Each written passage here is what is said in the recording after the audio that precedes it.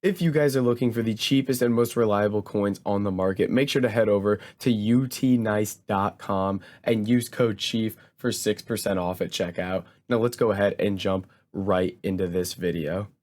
What's up guys, it's Fifa Chief here, and today we're going to be showing you how to do the 10-20-30 method on FIFA 22. This is a really good trading method for anyone with 50,000 coins or more that can help you make a ton of coins. So let's go ahead and dive right into how we're going to do this. And if you guys would please right now drop a like on the video, it really does help me out. So what you're going to do for this trading method is you're going to set your quality here to special, and then you're going to set your minimum bid price to 10,000, your maximum bid price to 20,000, and your minimum buy now to 30,000. So this is the main filter you're going to be setting up. And what this does for you is basically it finds you cards that have a low bid between 10,000 and 20,000 coins, but have a higher buy now, 30,000 or higher. And what you're going to do is you're just going to go in here and search, and it is a very simple method in that it's just a bidding method. What you're going to do is you're just going to come in here, look for cards that have bids on them. For example, like this Toko Akambe here. And then what you're going to do is you're going to come over to Footbin, which if you don't know, that's a website that allows you to just quickly search up the price of these players. And I can quickly see this Toko Akambe is like 13,000, maybe 14,000 coins. And what I like to do is quickly check the market sales history here, which allows you to see what he typically sells for. And it looks like he's selling for about 14,500 coins right now. So right here, this one, I'd win him for like 13,500. So I'd basically break even on tax. So that card's not going to be worth it. So what you want to do is just scroll forward a couple pages here so you kind of have time to search up the prices of these cards. So next up, I have an Acerbi card here. Now, typically I try to stay away from the cards that are in packs, and right now this Acerbi card is in packs and isn't going to be a great one to deal with. But Schultz here, let me check this Schultz card. He is currently selling for 11,000 coins. I'm going to go onto Footbin, and he goes for 13,250. And if I go ahead, just to show you guys, this is what I'm looking at here. And if I go ahead and look at his market sales history, he is typically selling 12,750, 13,000 coins, and these sales happened within the last 10 minutes. He's been selling for about 13,000 coins. So when I sell for 13,000, I'm only going to lose 650 on tax. So I'd like to pick this card up for about 12K or less to be making some decent profit. Now, points I like to make with this method. One, you don't always have to list for the cheapest price on the market. You can just list them a bit more expensive, and they'll just take a bit of time to sell.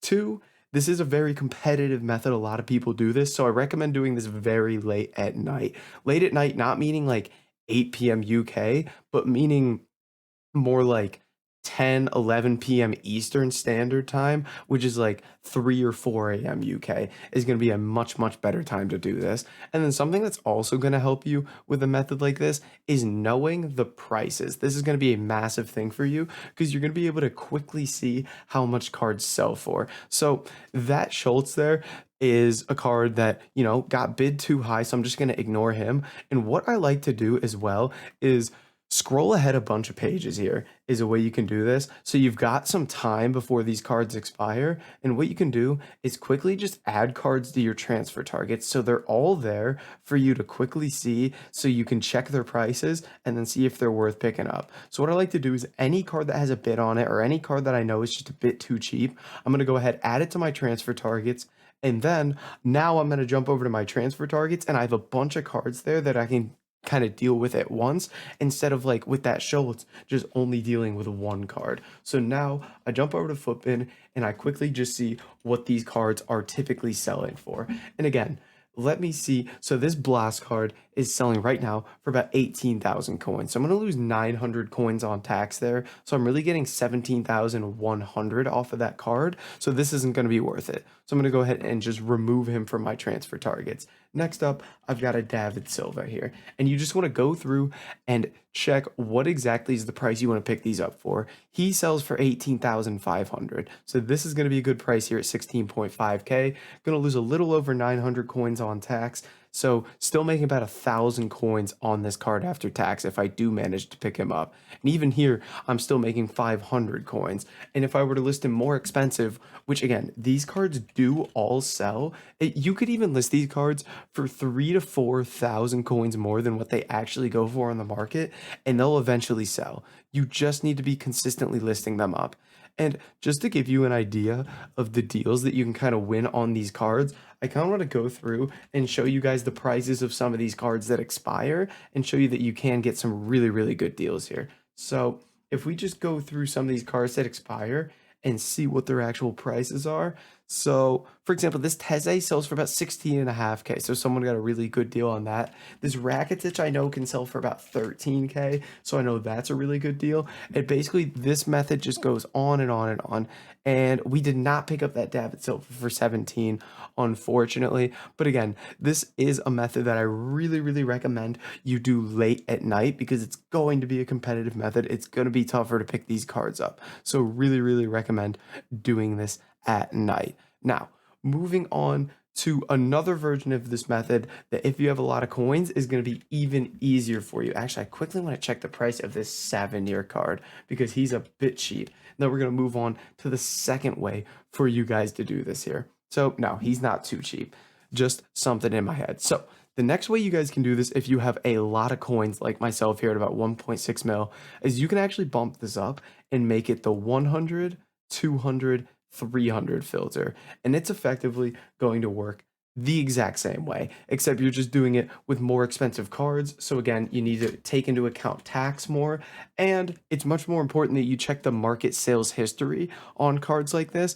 because their prices fluctuate so much, these more expensive cards, that you definitely need to be checking these. So for example, this Suker pops up. I look at Suker here. He typically sells about averaging around 115K, and that's what the bid on him is. Next up, I've got a Donnarumma here. So I jump back over here, and it's very, very quick. And the nice thing about a method like this where you're doing bidding is it gives you time to actually check the price of these cards. It's not like compare price refresh sniping where you need to know the prices of these cards to be quick on them. So this Jonathan David here sells for about 115K. So at 115K, I'm going to lose like 5.5K on tax pretty much. So this could actually be a really good deal here. So I'm going to add him to my transfer targets and just keep him in mind while I'm doing this. And then you just go down the list and keep doing this. And again, these more expensive ones, the 100, 200, 300 filter, is much easier. Great deal for Beckham there if we're able to get him. Is much easier because not as many people have the coins to bid on these cards. So we're going to be able to pick these up for more consistently because not as many people do the 100, 200, 300. Most people do the 10, 20, 30, I would say.